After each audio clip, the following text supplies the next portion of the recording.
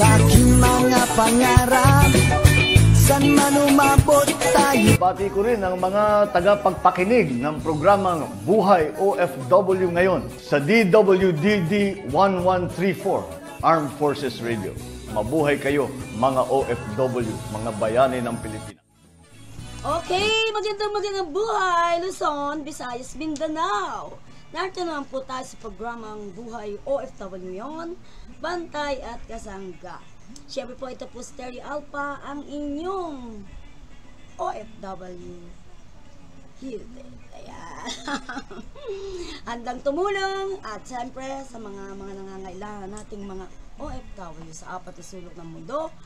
Tayo po ay handang tumulong sa abot po ng ating makakaya. Huwag lang pong pera. Okay.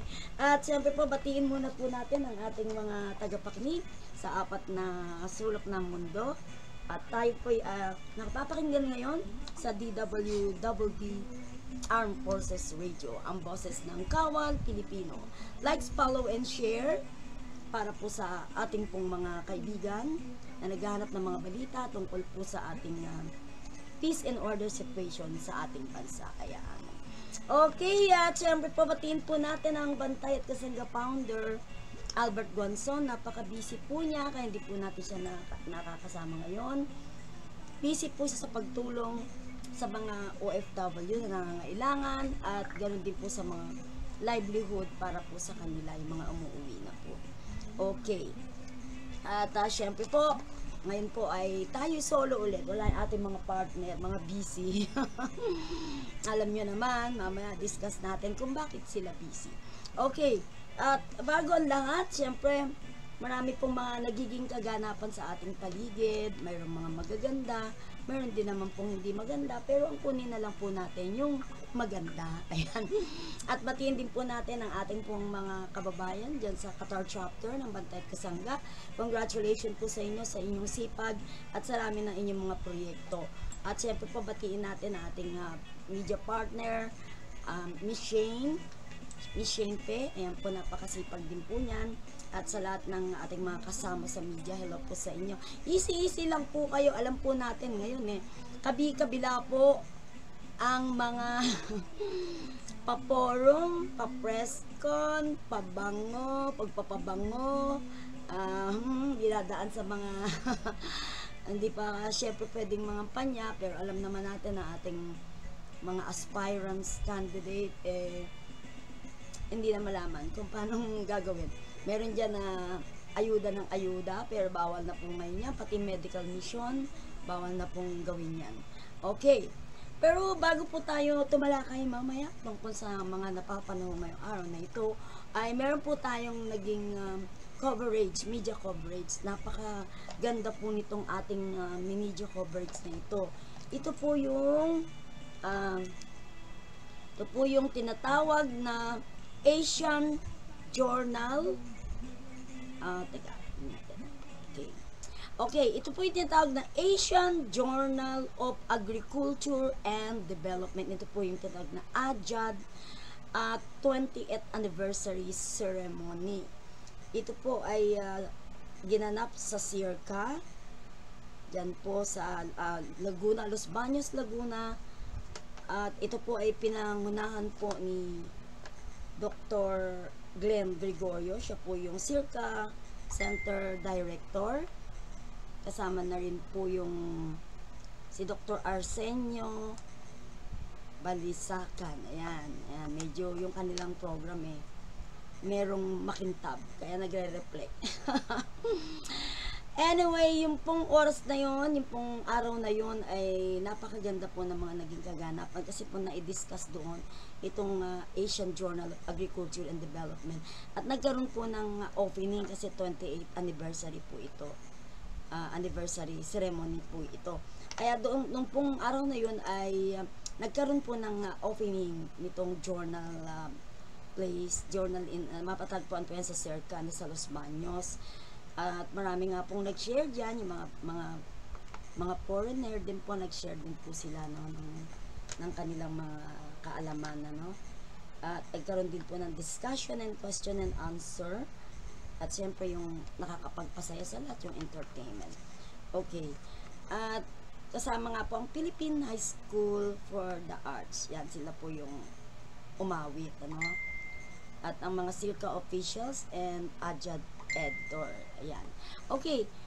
Para po sa mga details at kung ano po ito, panoorin po ninyo itong mga naging kaganapan doon sa Circa bilang 20th anniversary ceremony po ng Asian Journal of Agriculture and Development. Alamin po natin kung ano po ito at paano po makikinabang ang ating bansa. Hindi lang po ating bansa, sa buong mundo po. Marami pong mapapakinabangan dyan. Okay, take it away.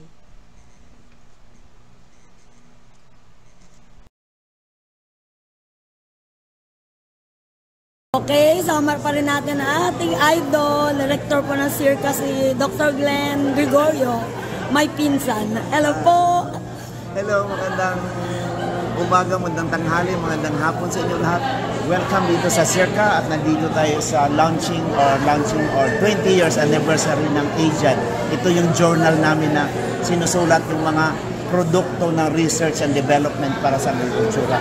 Kahit yung food energy crisis natin, nakasulat dito ngayon, nandito ang solusyon. Pag nakita niyo yung issue dito, pinag-usapan ang stabilization ng prices, food and energy security, flooding and rice, pag-predict ng flooding sa iba't ibang area, at saka ano ang world rice market. Napaka-important. Kaya tingnan niyo yung issue namin. Online, available ito. Maraming salamat. Regards. Yes, congratulations, sir. Ito po si Terry Alpa para sa programang Buhay OFW ngayon, Siyensya at Teknolohiya na mapapakinggan po sa DWDD Armed Forces Radio, ang boses ng Kawal Pilipino. Thank you po. Thank you po.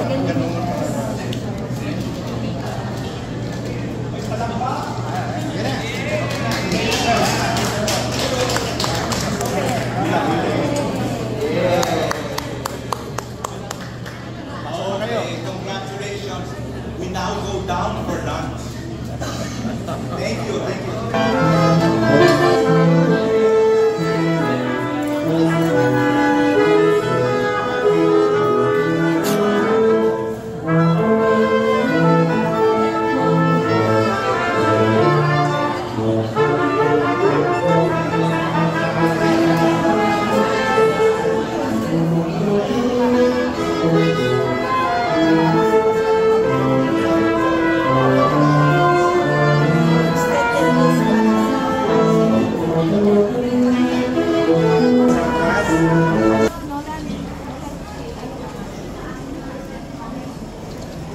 Here's to AJAD's profound success in the past 20 years and its journey to continue the relevance, impact, and agent of change in the next 20 years.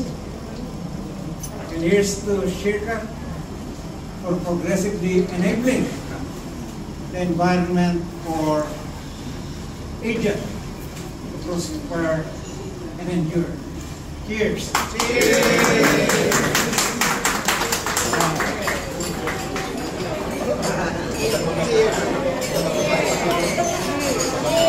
Cheers! Cheers! Cheers! Cheers! Cheers! Yes! We are incredibly grateful for your support. Today, we gather to celebrate a milestone for the Asian Journal of Agriculture and Development, or AJAD. AJAD is the official journal of the Southeast Asian Regional Center for Graduate Study and Research in Agriculture, or CIRCA, sharing valuable insights and analysis on a wide range of topics in agriculture and development. The journal promotes awareness of the latest research findings, state-of-the-art technologies, new methodologies, and policy discussions centered on inclusive and sustainable agricultural and rural development. AJAD is published twice a year and achieved a significant stride in 2023 by being listed in the prestigious journal Citation Reports with a journal impact factor of 1.7.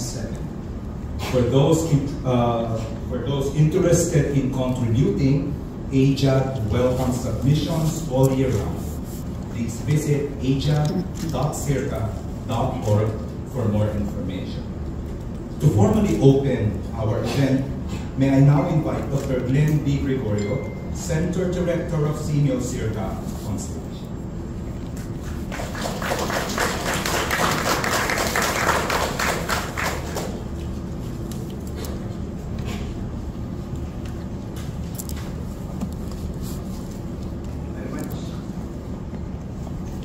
Thank you very much, Joe Florendo, and good morning to everyone.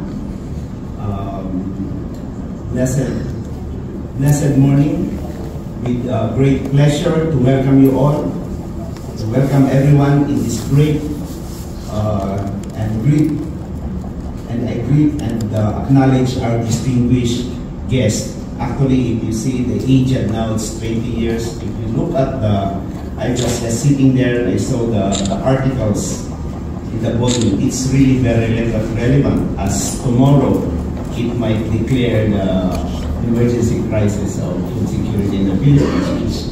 All of those articles are relevant to that one. We're talking about world market, rice market, stabilization of rice prices, food security and nutrition. We're talking about flooding forecasting. So those are very relevant. I think we should send this to the Department of Agriculture. I think some solutions might be there.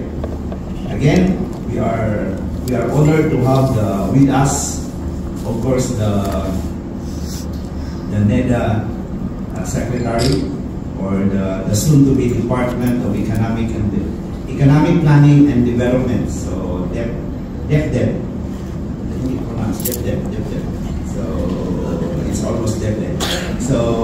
So we have here the academician, I call them the academician Arsenio M. Bansakan. Thank you for coming. And he is also the former Circa Center Director joining us as well. Of course, we have here Dr. Cheleto Habito, the editor of the Asian Journal of Agriculture and Development, AJAD, not Ajax, it's AJAD.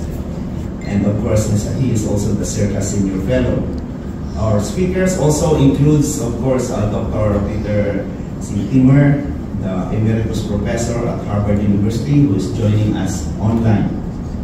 We have a lot of editors here, or we have a lot of authors here. I could see here Howdy Booby is here, Maha is here, we have Bruce is here. I would like to call them maybe the first name because I don't need to memorize all those, their names. We know them very well. They are all, of course, academician Mahar Lagmay will be coming by 10 o'clock. Yun ang sabi niya, 10:30. Kasi nagpo-forecast pa siya ng planning ngayon. So Mahar will be joining us. And of course, he's the Executive Director of the University of the Philippines Resilience Institute. Our discussant is here. I mentioned already Dr. Bruce Tolentino. He's also a Circa Senior Fellow and former Monetary Board member of Bangko Sentral ng Pilipinas. David Doe will be joining us also online later.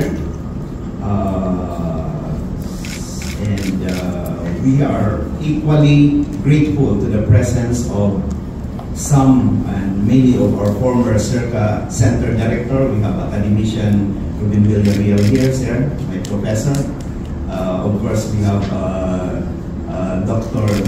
Fernando Bernardo, or my boss also when I was at IRI. All of them are my bosses. Hilo Sagigit also here. Thank you for coming. We have also, just to say, the incoming Circa Center Director is here with us, Dr. Mercy Sombilia. Thank you for coming. So reunion na yun. So I also want to recognize our partners from UPLB, University of the Philippines, Los Baños, of course, my boss, the Chancellor, Jose Camacho Jr., the Circa Governing Board member, or at the same time, along with him, some Vice Chancellors are here. I can see Vice Chancellor for Academic Affairs, Dr. Alham Cuevas is here. I'm looking for Nel, and the rest of the team also, including as well as the deans of the various colleges are, I could see it here also. Sino pa ba? I could, to the leaders and representative from the Los Baños Science community and the esteemed authors and editors, editorial board of AJAD, editors of other journals and respected publications, former Circa staff, along with the distinguished guests. And I have to mention the former knowledge, we call it Knowledge Resources Unit now. Knowledge Resources Unit heads, you have Mars Exide. Thank you for coming. You have Bimbo Poliano here. Thank you for coming. Of course, the current head of Knowledge Services Unit, Lani Reyes. Ano si Lani? Yun, si Lani, busy sa likod. So all our Circa staff and former Circa staff and distinguished guests, welcome everyone. Today marks the momentous occasion. It's the 20th anniversary of Asian Journal of Agriculture and Development. Over the past 2 decades, 20 years na. Actually, sabi ni Shell kanina, it's a little bit more than because this is our second or nakapostpone tayo because of the planning during the time bagyo. So we have to adjust it now just before the Valentine's, so it's also appropriate. So AJAD has grown into an incredible and respected platform for advancing scientific knowledge in Asian agriculture and development. It has involved in both scope and depth, embracing new research frontier while staying true to its mission, publishing rigorous, impactful, and relevant scholarship. This continuous evolution embodied in Circa's vision to become better, bigger, and smarter. In 2023, as mentioned by Joe, AJAD achieved a major milestone, earning its first impact factor of 1.7 and being indexed in the Journal Citation Report of the Great Web Science of Science. This is no small feat, but it's the testament of the relentless dedication of our contributors, editors, and supporters, and of course our staff. None of this would have been possible without the visionaries who built the foundation of AJAD. We stand on the shoulders of giants.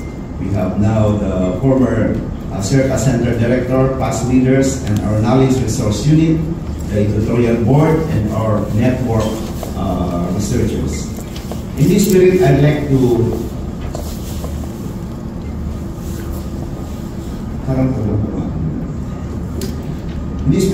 to extend my special recognition, of course, to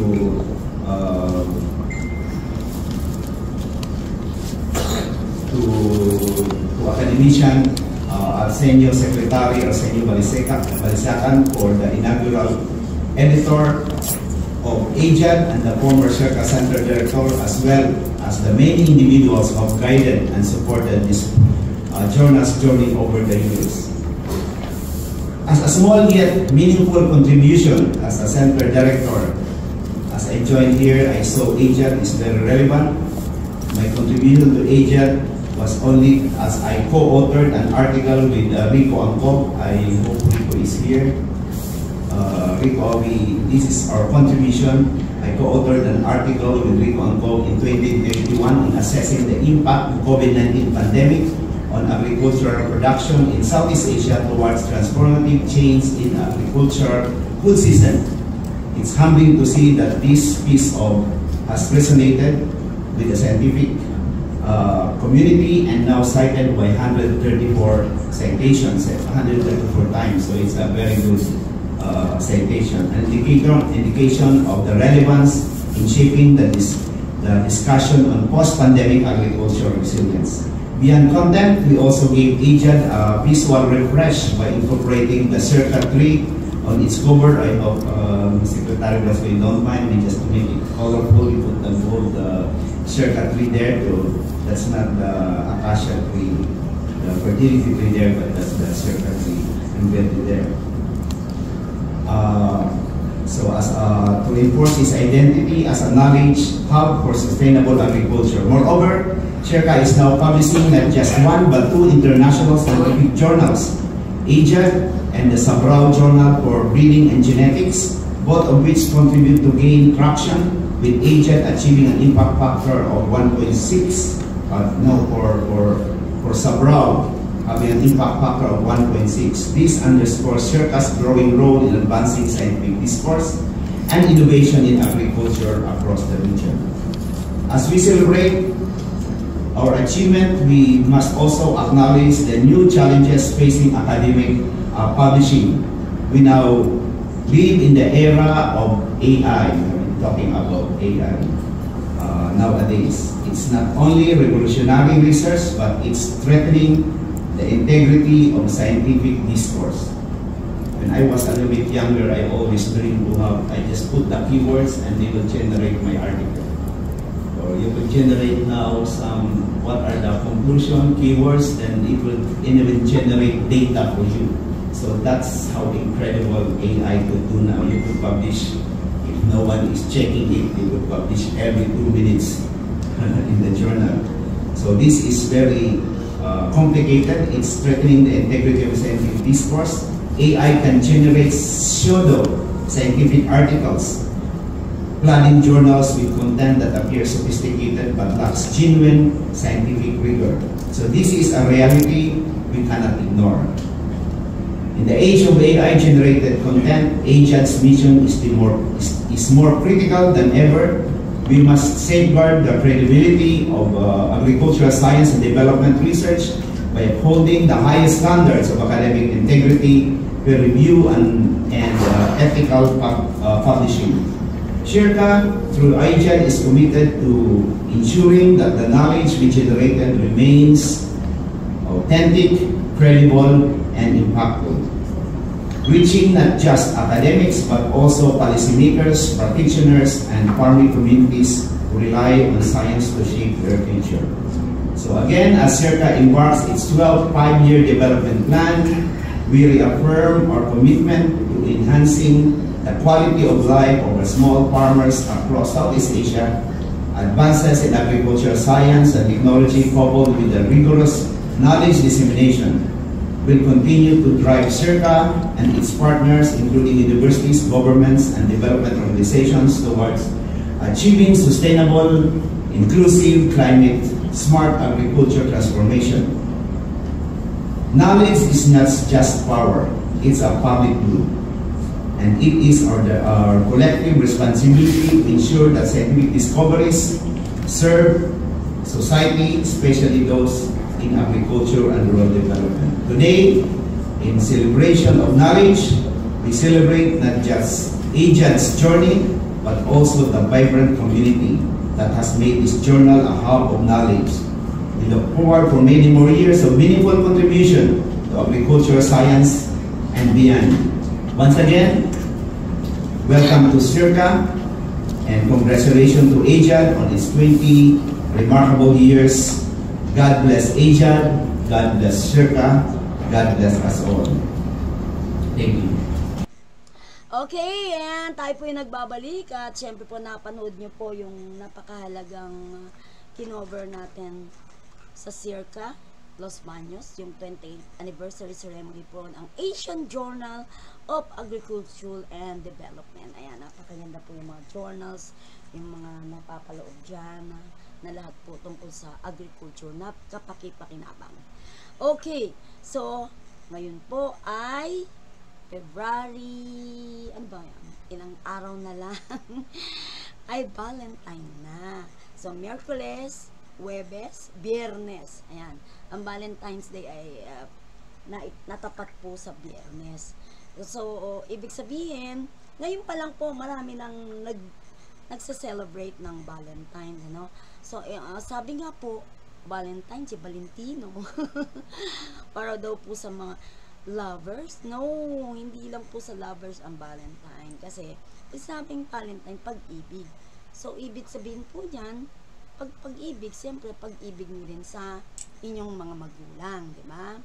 Magulang, kapatid, sino man yan, kaibigan, Yan po ang ibig sabihin ng Valentine's. Araw ng mga puso, pagmamahal, pagbibigay ng pagpapakita ng pagmamahal sa iyong mga pamilya o sa iyong partner o sino man po yan. Mas importante ay kung paano mo ipapakita kung gaano mo sila kamahal.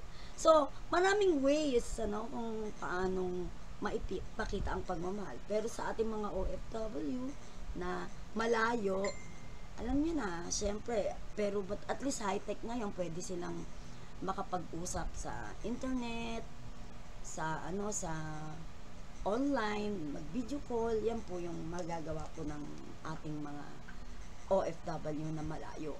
Pero yung mga nandito sa Pilipinas, nasa ating bansa, ayan, punong-puno na po ang dangwa.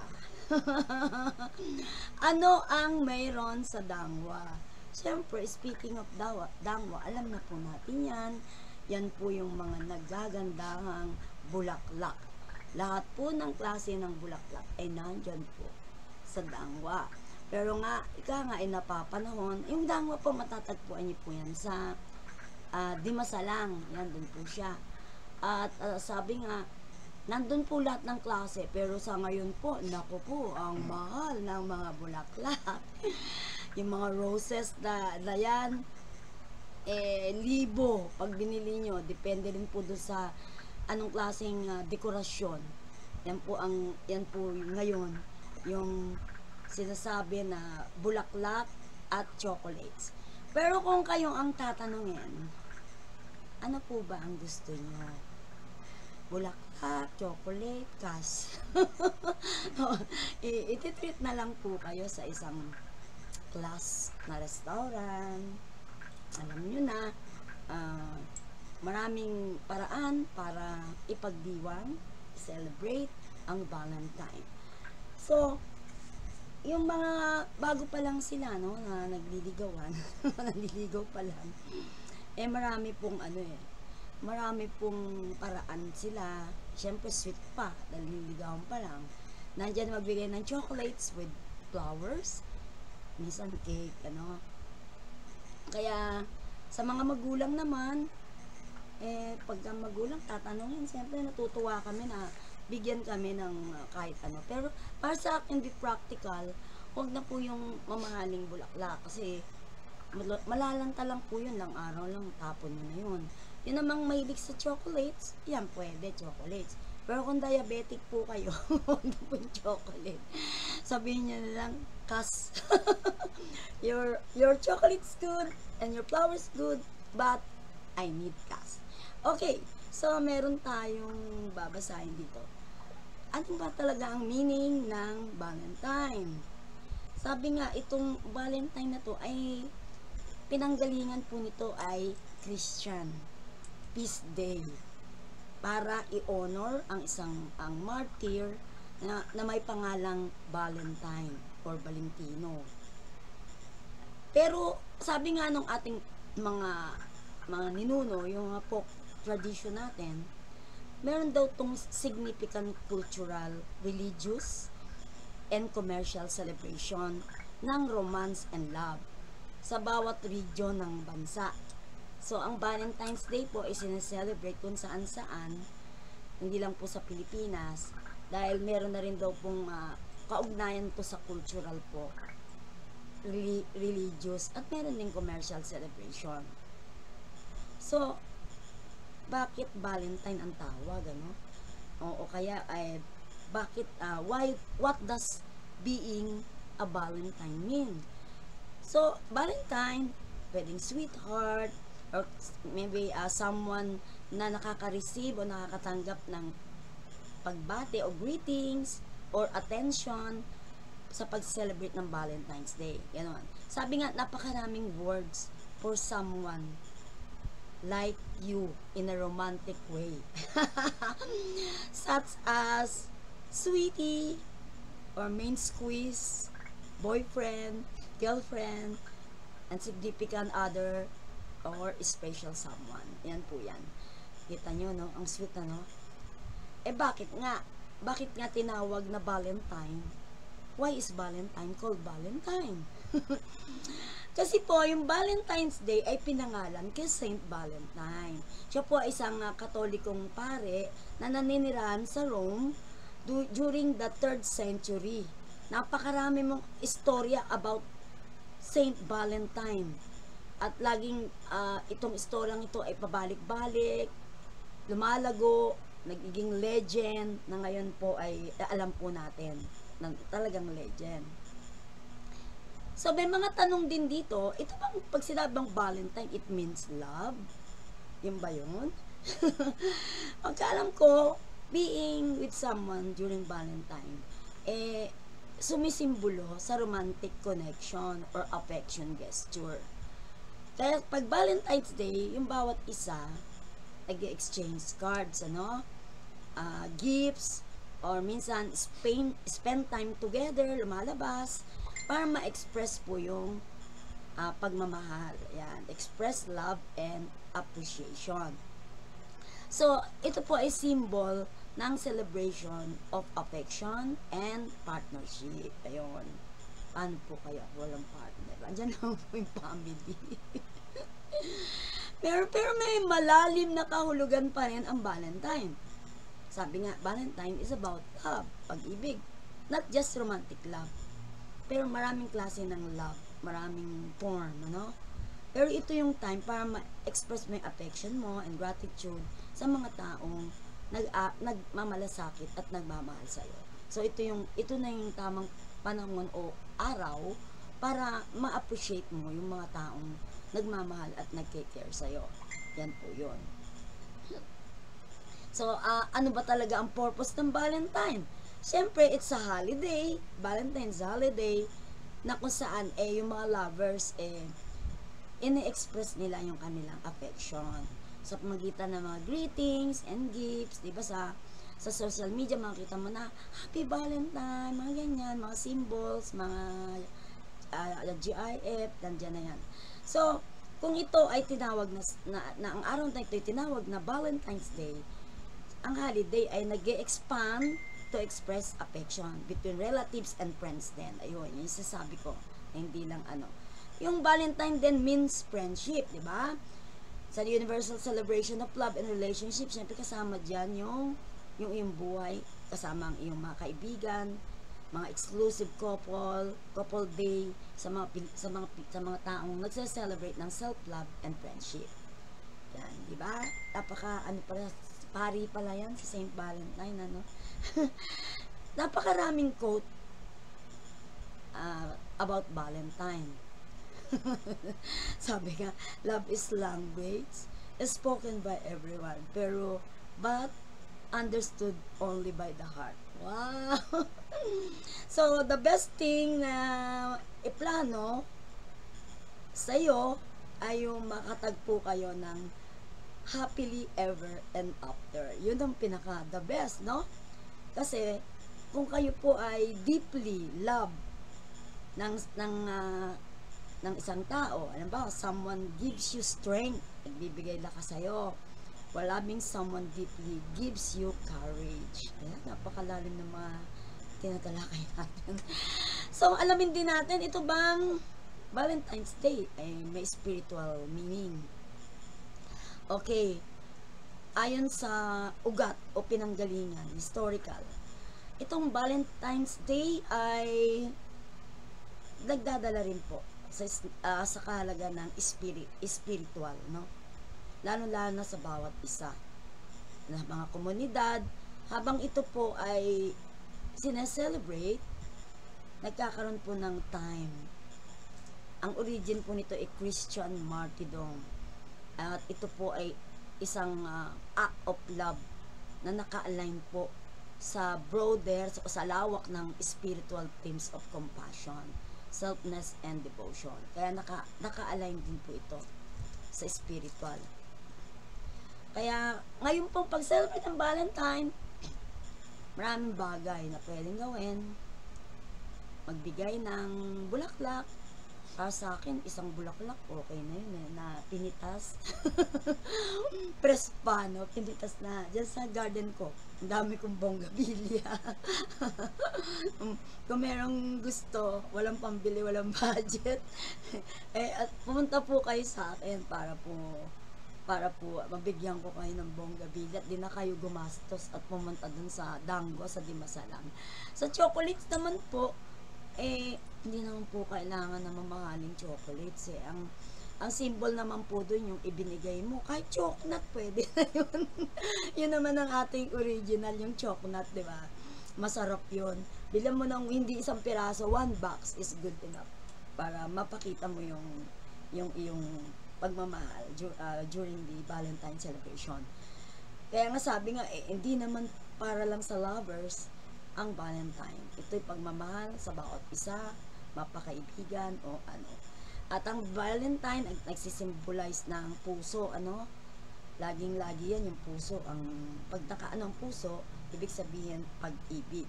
Yun po, yung the human heart, yung heart shape, yun po nagsisimbolo. Yun po yung idea ng romantic love. Yung 3 concept na yan. Kaya napakahalaga po din na nararamdaman natin ang Valentine. Tulad po yan sa Friday. Sinasiguro ko po sa inyo, punong-puno ang mga resto, mga park, at saka mga kainan. At syempre, alam nyo na kung ano pa yung isang napupuno. Ang biglang liko. Pero okay lang po yan na magbiglang liko, pero siguraduhin po nyo yung kasama nyo sa pagliko ay legal. At baka kayo mahuli pag hindi ang kasama nyo hindi legal. Ayan po. Kaya, ayan po, ang sasabi nga, ang Pilipino masyadong masentimento. Kaya talagang yan, talagang yan, sineselebrate talaga. Yan ang meaning ng Valentine sa atin, sa ating mga Pilipino, maging sa mga ibang tao, sa mga ibang lahi. Ito po ay simbolo ng pag-ibig, pagmamahal, pagbibigay, pag-share, pagpapakita ng iyong pagmamahal sa iyong magulang, sa iyong kapatid, mga kaibigan, friends, partner, boyfriend, and girlfriend, at siyempre yung iyong lifetime partner or lifetime roommate. Ayan. Okay. So, pag pumunta kayo dyan sa Totoban o sa Divisoria, naku po, ang dami-daming magandang gift for Valentine. Talagang naka-ready na siya, naka-arrange na siya, naka-well-packed, very attractive. Kasama na po ang soft toys, yung usually teddy bear na may heart sa puso. Tapos, flowers, naka-isang ano na po siya, no? Hindi nyo po kailangan gumastos ng malaki kasi nagkakahalaga lang po siya ng 50 pesos to 100 pesos. Very presentable na pong ibigay as a gift. Napakaganda po talaga. Doon naman sa mga iba na ayaw nang magbigay ng bulaklak, siguro i-treat nyo na lang po, ipasyal nyo, pakainin, yun yung iba. Kasi ano lang din practically, mahal nga ng bulaklak Ayan. Okay. So magbigay tayo ng mga love line. Parang wala akong ganong alam kasi wala akong ka-Valentine. Kami po mga single again. Magbubukas na lang po kami ng katol habang nilalamok sa isang tabi. Marami po akong ka-batchmate, mga kaibigan, mga kasama sa media, mga single again po yan. Kaya siguro kami na lang po yung magkakasama-sama. O yung mga friends natin dyan na walang ka-date, ayan, nandito po kami. Ayan, tayo na lang po ang magsama-sama. Kaya sabi nga enjoy the Valentine, make the best memories of your life. Sabihin nyo, you're my happy ever and after. Diba, sweet pakinggan? And thank you for being mine. The best thing in life are better with you. Wow! Parang nambobola na yata yun. Here, maraming mga, ano ba yung tawag dun? Yung mga malalim na hugot, ano? Diba? Wala akong gaano, hindi akong romantikong tao na ngayon Dati siguro nung mga younger days natin, konti makarinig ng love songs, parang natatouch na. Pero alamin din natin kasi, itong Valentine na to, nasa Bible din, ano. Sabi nga Saint Valentine, no, sa clergyman, diba? Siya ay priest or bishop. During the Roman Empire, siya po ang nag-minister at nag-persecuted ng Christians. Siya rin ay naging isang martyr. Ang kanya pong labi ay sinunog po ang February 14. Tapat po siya sa day talaga ng Valentine. Kaya po, diyan pinagdiriwang o inaalala ang Feast of Saint Valentine's Day. Since the 8th century pa. Wow, tagal na pala. Pero siyempre, meron ding mystery, no? Itong Valentine's Day, ano? Sabi nga ni Emperor Claudius II of Rome, wow, gusto ko yung mga istorya na yan. Siya po ay in-execute, no? Nag-execute po siya ng 2 different men named Valentine. Dalawa. On February 14, in 2 different years during the 3rd century. Dahil, sabi na nga nila, Valentine said that he was a priest na inaresto for defying a Roman decrees na nag-forbid sa mga soldiers from marrying. Kaya pala siya na-accuse. Ngayon lang natin nalalaman yan. Oo. Meron din daw dark history. Kala natin pag Valentine panay masaya kasi love, no? Pero may dark history. Ano kaya yun? Ano tong dark history na to ni Saint Valentine pala? Medyo naging si Saint Valentine, ano? Kasi nga legend siya na masasabi dahil Roman priest siya na sinuway niya ang emperor na si Claudius II. Kasi po, nagban po siya ng pag-aasawa o pagpapakasal ng mga lalaki na more willing, mas gusto pang papuntahin sa war kaysa magpakasal. Yun. Kaya nga sabi, by continuing to marry people in secret, yun ang nag-result kay Saint Valentine na mabigyan ng brutal execution. Kasi bawal nga ang ginagawa inakasal in secret. So, ibig sabihin, nagbabiolate ng batas ni Emperor Claudius II. Wow, lalim na. Pero pagdating naman sa symbol ng Valentine, di ba usually, alam natin red, the color of the heart is red. Pero sabi, 2 colors daw yun yung Valentine's Day. Red and pink. Ayun, alam natin kasi pink is love din kasi ang ano yan So, yung red symbolize love, pag-ibig, passion, and romance.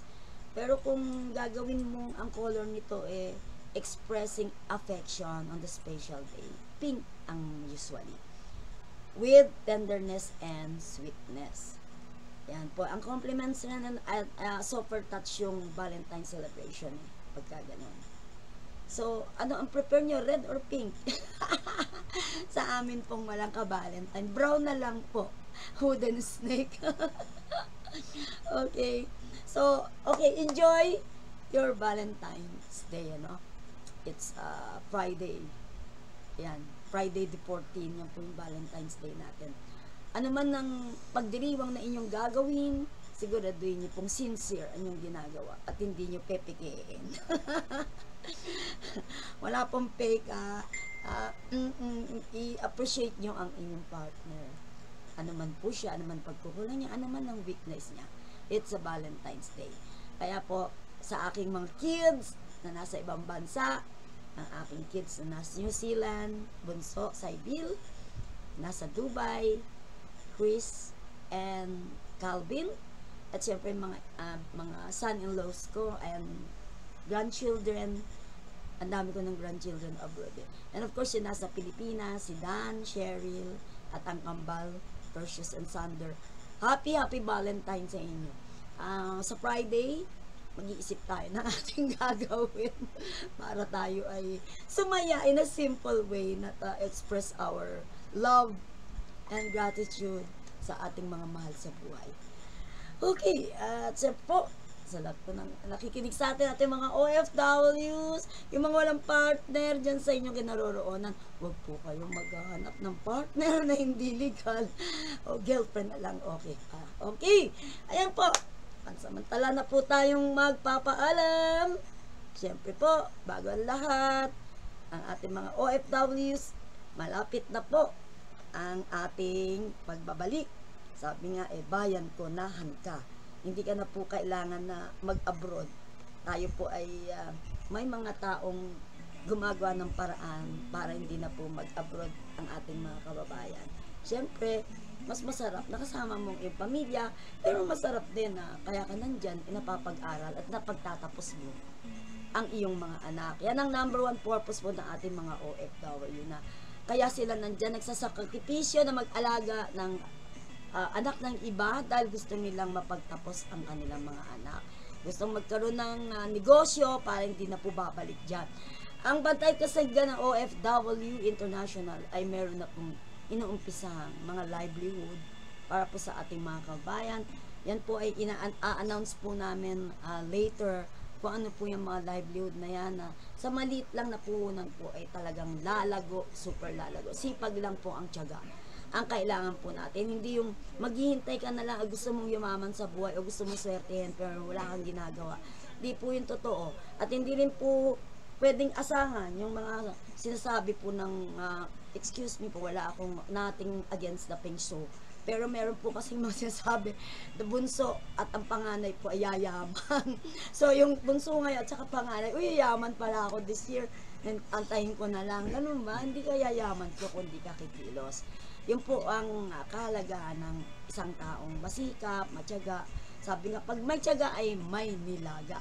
Okay, thank you so much. Batiin natin ating mga friends sa media. Si Beth Padilla ng dati pong DOST, ngayon siya po ay media na. At siyempre sila Ma'am Jeng Bonifacio.